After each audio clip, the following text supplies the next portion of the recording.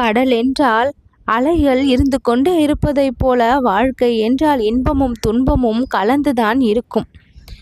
கடல் அலை ஓய்வது இல்லை. வாழ்க்கையில் இன்பங்களும் துன்பங்களும் கூட ஓய்வது இல்லை. ஒரு இன்பம் வந்தால் ஏதோ ஒரு விதத்தில் துன்பத்தை அனுபவிக்க வேண்டிய நிலை ஏற்படுகின்றது. ஆனால் அதற்காக வருத்தப்பட்டு துன்பத்தை மட்டுமே பெரிதாக நினைத்து வாழ்க்கையை வெறுத்துவிடக்கூடாது. துன்பத்தின் பின்னால் நிச்சயம் இன்பம் இருக்கும் என்று நம்பிதான் வாழ வேண்டும். வாழ்விற்கு தேவையான வளங்கள் வந்து சேர வேண்டுமானால் இறைவனுடைய துணை உண்டு என்பதை நிச்சயம் அறிந்திருக்க வேண்டும். நீ இறைவனுடைய ஆசிர்வாதத்தை அதிகமாக பெற்றிருப்பதால் தான் அனுதினமும் இந்த வாக்கை கேட்கக்கூடிய பலனை நீ பெற்றிருக்கின்றாய். பாக்கியத்தை நீ செய்திருப்பதால் தான் உன்னுடைய வாழ்க்கை இன்றளவும் ஒரு பிடிப்போடு உனக்கு சென்று கொண்டிருக்கின்றது. உன்னுடைய குழந்தைகளை பற்றியோ துணையை பற்றியோ ஒரு பொழுதும் கவலைப்படாமல் இரு. இரண்டையும் நான் பார்த்து கொள்கின்றேன். அந்த இரண்டு நிலைகளிலும் இருக்கக்கூடிய பிரச்சனைகளையும் சிக்கல்களையும் நான் கவனித்துக் கொள்கின்றேன். பெற்றவர்களிடத்தில் இருக்கக்கூடிய மனஸ்தாபங்கள் எல்லாம் நீங்கிவிடும். மனக்கசப்புகள் எல்லாம் நீங்கிவிடும். குடும்பத்தில் ஒற்றுமையானது பிறக்கும். வரும் திங்களன்று நீ கேட்டது சர்வ நிச்சயமாக உனக்கு கிடைத்தே தீரும். நீ என் மீது வைத்திருக்கின்ற பக்தியின் காரணமாக, இறைவனின் மீது வைத்திருக்கின்ற அதிகப்படியான நம்பிக்கையின் காரணமாக இறைவன் உன் கண்ணீருக்கு முடிவை கொடுக்க நினைத்து விட்டான்.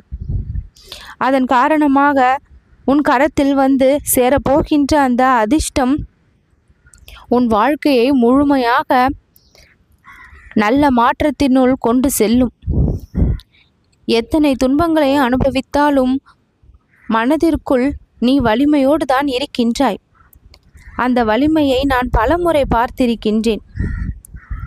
அருள் என்ற ஒன்று அடுத்த நொடி கிடைத்துவிடும் என்றாலும் அந்த ஆழ் மனதில் இருக்கக்கூடிய பக்தி தான் ஒவ்வொரு நொடியும் கிடைக்க வைக்கும். உன் அன்புக்கு தக்க பதில் நிச்சயம் ஒருவரிடமிருந்து உன்னை வந்து சேரும். ஏன் அமைதியாக இருக்கின்றார்கள் என்று தெரியாத நிலை உனக்குள் இருக்கின்றது. அந்த அமைதியின் சக்தி தான் உன்னை தாக்கி கொண்டிருக்கின்றது. பிறரால் நீ வலிகளை அனுபவிக்கக்கூடிய நிலை இன்றளவும் இருப்பதால் வேதனையை ஏற்படுத்துகின்றது. அந்த வலிகளும் வேதனைகளும் ஆற வேண்டுமானால், ஓய வேண்டுமானால் உன்னுடைய மனம் சிலவற்றை மன்னிக்க பழக வேண்டும். சிலவற்றை மறக்க தெரிந்திருக்க வேண்டும். மறக்கும் குணமும் மன்னிக்கும் குணமும் இருந்தால் நிம்மதி என்றுமே தொலையாது. ஏதாவது ஒரு விஷயத்தை மனதில் நினைத்து கொண்டு அதை பெரிதிப்படுத்தி கவலைப்பட்டு கொண்டிருந்தால் நிம்மதிதான் தொலையும். தவறிழைக்காத மனிதர்கள் யாரும் இல்லை. ஏதோ ஒரு விதத்தில் தவறை செய்துதான் தன்னை திருத்திக் கொள்ள முற்படுகின்றார்கள். திருந்த மாட்டார்கள் என்றோ, அவர்களிடம் மாற்றம் வராது என்றோ நீயே இப்பொழுதே ஒரு முடிவை செய்து விலகி விடுவது சரியல்ல. காலமும் நேரமும் சரியான பதிலை கொடுக்கும், மாற்றத்தை ஏற்படுத்தும் என்று நம்பி நீயும் அமைதி காக்க வேண்டும். பொறுமை கடலினும் பெரிது என்பதை தெரிந்து வைத்து கொள்ள வேண்டும். சட்டென அனைத்துமே நடந்துவிட வேண்டும் என்று உன்னுடைய ஆசை சரிதான். ஆனால் அதற்கு காலம் தேவைப்படும். தேவையான காலத்தை எடுத்து கிடைக்கின்ற அறுவடைதான் உடல் நலனிற்கு மிகவும் முக்கியமான ஒன்று.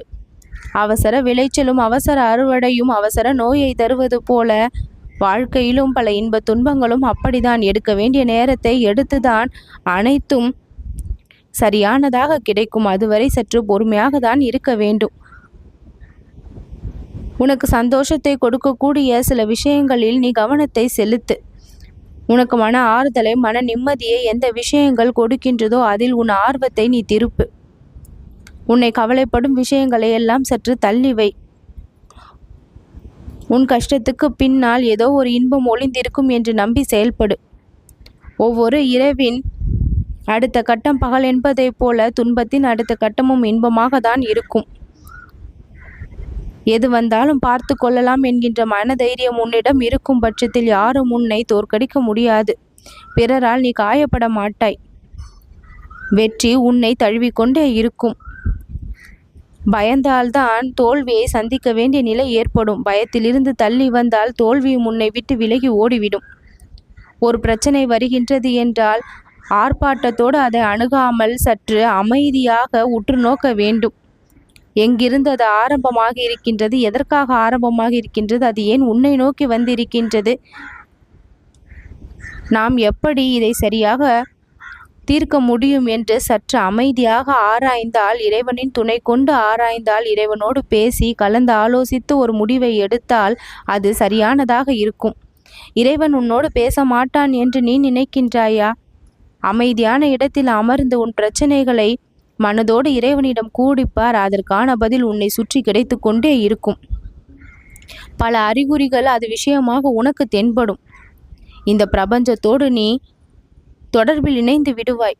இந்த பிரபஞ்சம் கொடுக்கும் அறிகுறி இறைவனின் மூலமாக உனக்கு கிடைத்து கொண்டே இருக்கும். எந்த பிரச்சனையை கண்களை மூடி மனதின் ஆழமாக அமைதியாக இடத்தில் அமர்ந்து நீ சொன்னாயோ, அந்த பிரச்சனைகளுக்கான தீர்வு எல்லாம் பல இடங்களில் இருந்து உனக்கு கிடைத்து கொண்டே இருக்கும். இதுதான் பிரச்சனையை தீர்ப்பதற்கான வழி. உன் மனம் முதலில் அமைதியை பெற வேண்டும். அந்த பிரச்சனை சிறிதானாலும் சரி, பெரிதாக இருந்தாலும் சரி, அதை நீ நோக்கும் முறையில், அணுகும் முறையில் தான் அதற்கான தீர்வு இருக்கின்றது. தீர்வு பிறரிடத்தில் இல்லை. உன்னை நோக்கி வருகின்றவற்றிற்கு உன்னிடத்தில்தான் தீர்வு இருக்கின்றது. அதை பெரிதாக எடுக்க வேண்டுமா, சிறிதாக நினைத்து தட்டிவிட வேண்டுமா என்ற விஷயம் எல்லாம் உன்னிடத்தில்தான் இருக்கின்றது.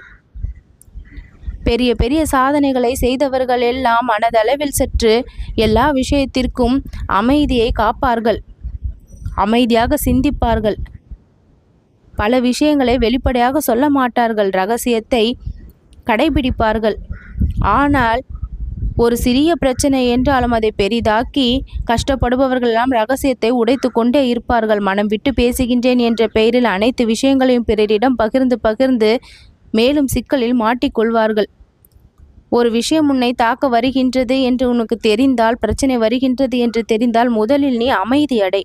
அமைதியாக இருந்தாலே அந்த பிரச்சனைக்கான தீர்வு உன் மதியில் தோன்றிவிடும்.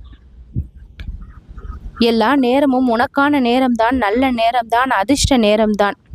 அதை நீ நம்பி செயல்படு. நீ நலமாக வாழப் போகின்றாய் என்று முதலில் நீ நம்பினால்தான் அது நடக்க தொடங்கும். மாற்றம் உன்னிடத்தில் இருந்து வர தொடங்க வேண்டும், பிறரிடத்திலிருந்து அல்ல.